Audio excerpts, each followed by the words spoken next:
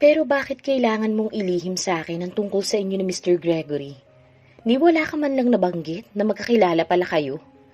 Usisa ni Jacqueline kay Kina. Mas paniniwalaan ito ang posibilidad na yon kesa baka isang makapangyarihang tao si Zeus kung bakit gano'n na lang katino si Reynold sa harap nila. Magpapaliwanag na sana si Kina pero hindi siya binigyan ng tsansa ni Jacqueline. We're friends, Kina. At least sinabi mo man lang sana sa akin na kakilala mo pala si Reynold na yun. Nabalaan sana kitang hindi mabuting tao ang lalaking yun. Especially his brother Trevor. That was probably the reason why Blazing Phoenix Gang took him. Bumuntong hininga pa ito habang sinasambit yun. Ngumiti si Kina. Calm down. Wala kaming koneksyon ni Reynold. This is the first time na nakita ko siya in person. Paliwanag ni Kina. Saglit na nahinto si Jacqueline habang pakurap-kurap ang matang tinitignan nito. You mean? Pagkatapos ng ilang saglit nilingon ni Jacqueline si Zeus na kasalukuyang kausap ni Alona. Talaga bang si Zeus lang ang dahilan ng kakaibang kinikilos ni Reynold kanina? Tanong nito sa isip. Hays, kahit kailan talaga, napaka-boring ng buhay mo. Nayayamot na sambit ni Alona. Akala ko pa naman may magandang mangyayari na ngayong gabi. May blankong ekspresyon sa muka na pinagmasdan lang ni Zeus ang muka nito. Ang ikinaganda nun. Tanong niya na ang tinutukoy ay ang maaaring pagkakagulpi niya kina Marcus kung hindi lang sana dumating si Reynold. Hindi ko inaasahan na kilala ka pala ng Reynold na yun. Nakasimangot na sambit ni Alona. Ano palang nangyari sa kapatid nun? Nabalitaan kong tinangay rin daw siya ng night bandos along with that spy bitch. Tanong nito. At nagsimula ulit kumain ng popcorn na ngayon ay paubos na. Hindi agad tumugon si Zeus. Sa halip ay pinagmasdan ng nagliliwanag na malaking screen dahil sa magsisimula ng pelikula. Inalala niya nangyari sa Mount Makiling at ang huling sinabi ni Razid bago umalis ang mga ito. Gagawin daw niyang kabilang ito sa kanyang 80 kalbo. Malinaw pa sa kanyang alaala ang katagang yun ni Razid. Hanggang ngayon, hindi niya pa rin makuha kung anong ibig sabihin nun. Anong 80 kalbo? Mga tao ba sila?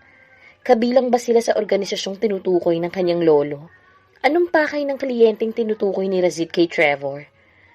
Lahat ng katanungang iyon ay gusto nang mabigyan ng kasagutan ni Zeus. Parang nagsasabong-sabong yun sa kanyang isip. Yun nga nangyari. Sinabi rin ng leader ng Night Bandos na gagawin daw ng kliyente nila si Trevor na kabilang sa 80 kalbo. Tugon niya. Napaisip naman si Alona. 80 kalbo? What does that mean? At sinong kliyente nila? Sunod-sunod na tanong nito. Napatingin pa ito sa itaas habang iniisip kung anong kahulugan ng 80 kalbo. Makalipas ang ilang saglit, natawa ito. Hindi kaya kakalbuhin nila si Trevor? Sinamaan lang ni Jesus ng tingin si Alona. Napakahalata ng kahulugan nun. Sigurado si Jesus na meron pang mas malalim na kahulugan ng 80 kalbo. Aalamin ko pa ang tungkol doon at tungkol sa kliyente na tinutukoy ni Razid. Saglit na nahinto si Zeus at inisa-isa sa kanyang isip ang mga mukha ng posibilidad na may koneksyon sa misteryong kliyenteng iyon. O baka nga isa sa kanila ang kliyenteng iyon. Ang mga taong nakasalamuhan niya sa restaurant ng kanyang tito Damian. Hindi magtatagal, malalaman ko rin ang tungkol sa kanya.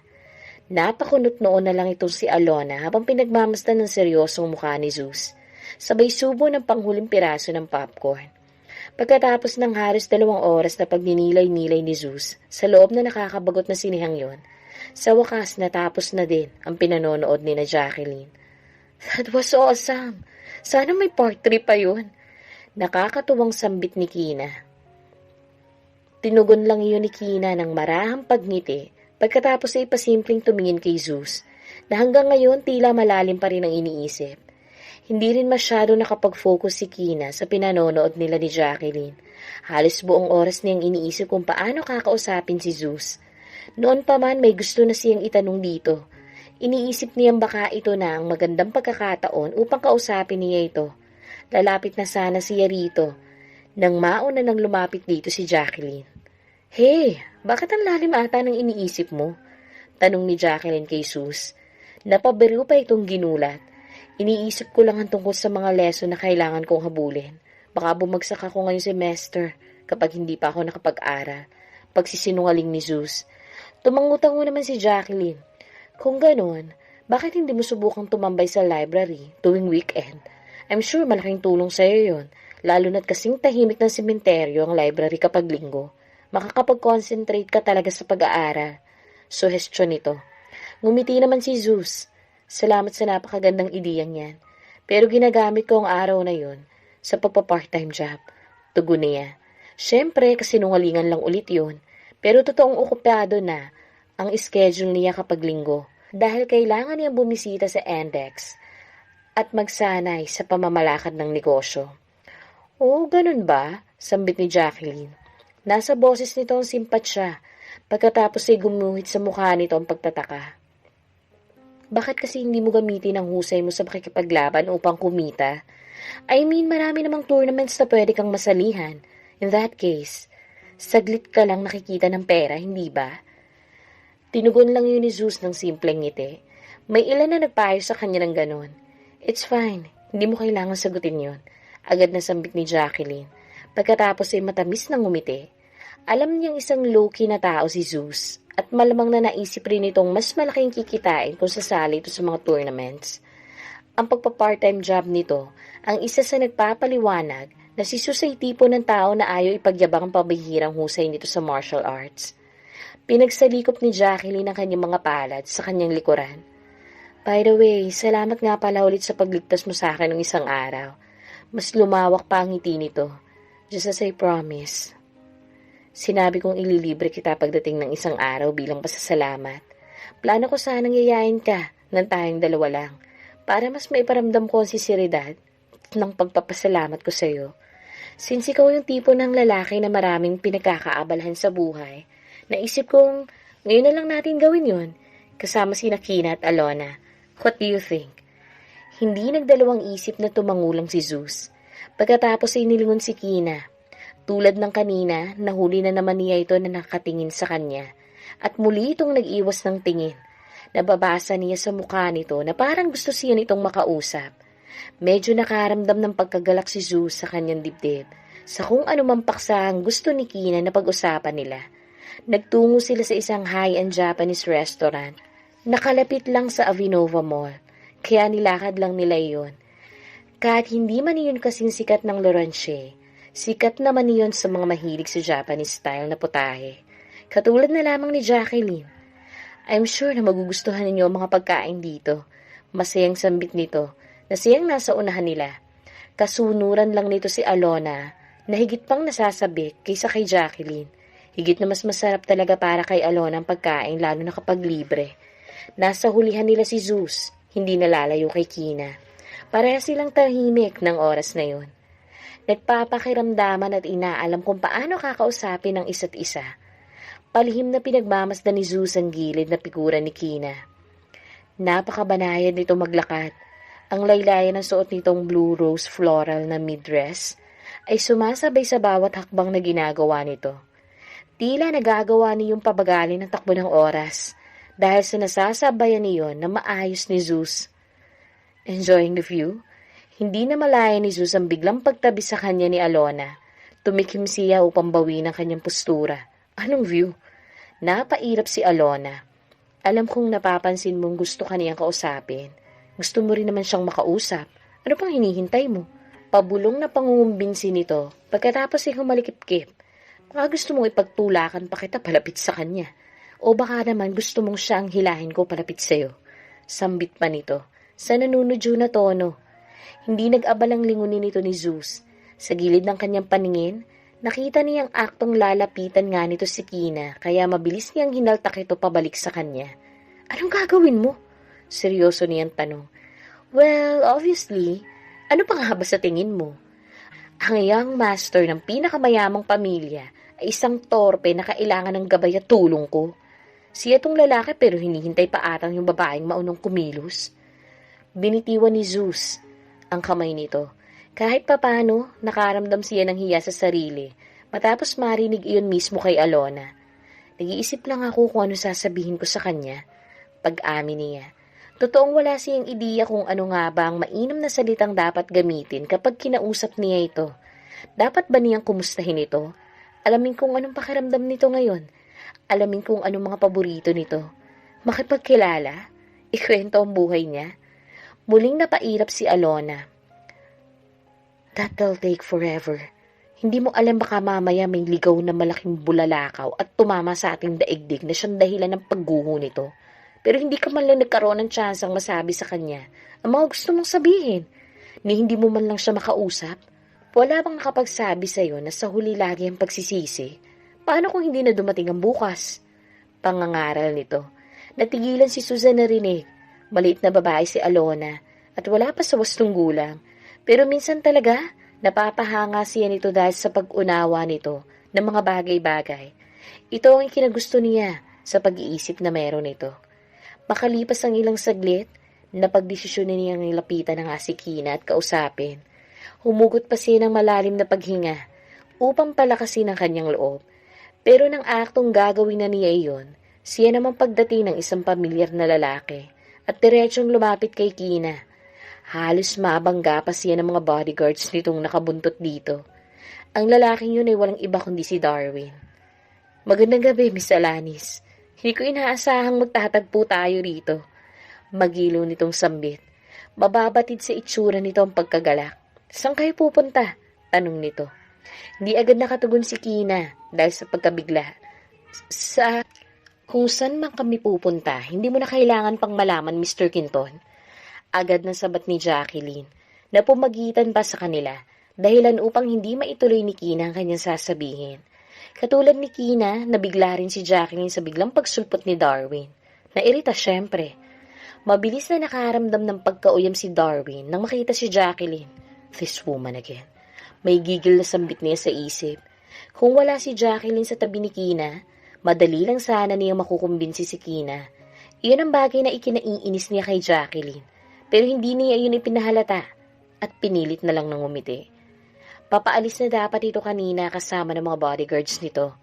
Kagagaling lang ng mga ito sa mismong restaurant na pupuntahan ni na Jacqueline. Ngunit laking tuwa na lamang ni Darwin nang makita nito si Kina habang papasakay ito sa kanyang kotse, kaya dali-dali itong bumalik. Kakain ba kayo sa restaurant na yan?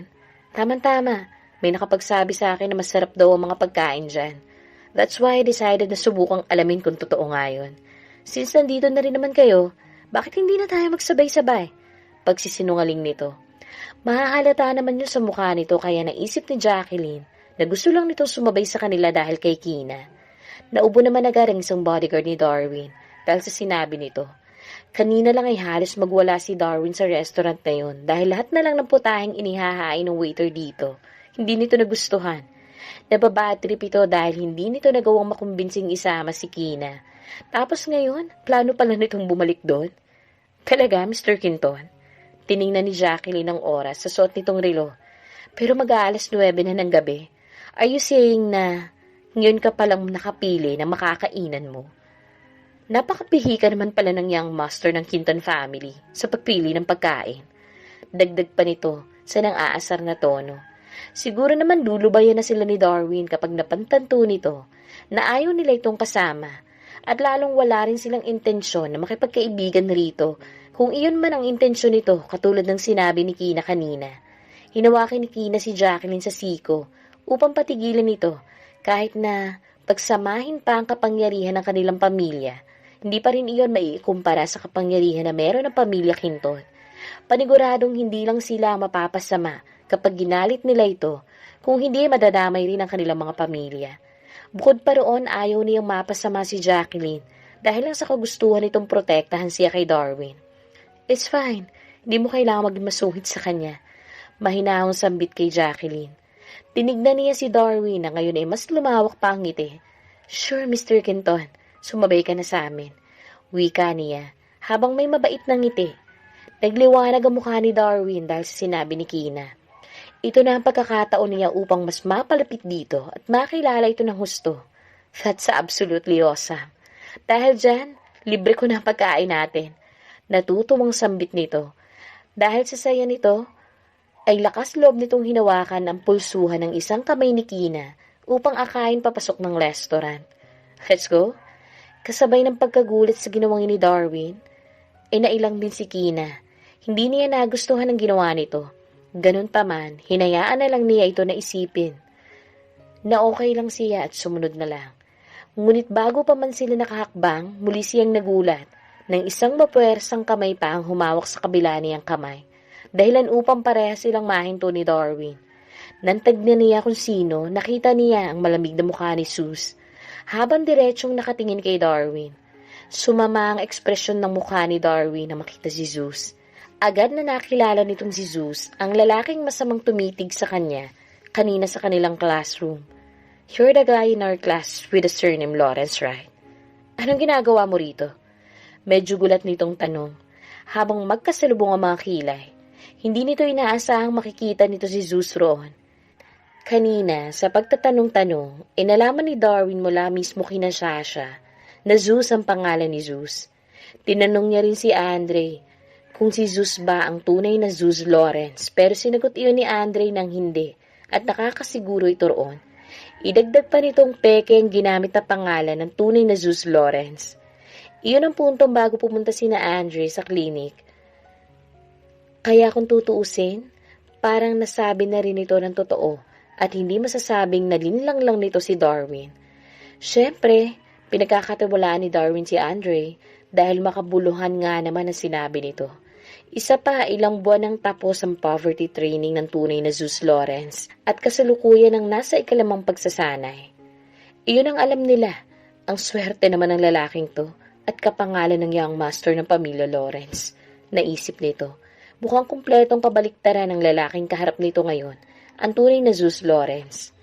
Mas lalo pang sumama ang ekspresyon ng mukha nito nang makita ang pagkakahawak ni Zeus sa kamay ni Kina.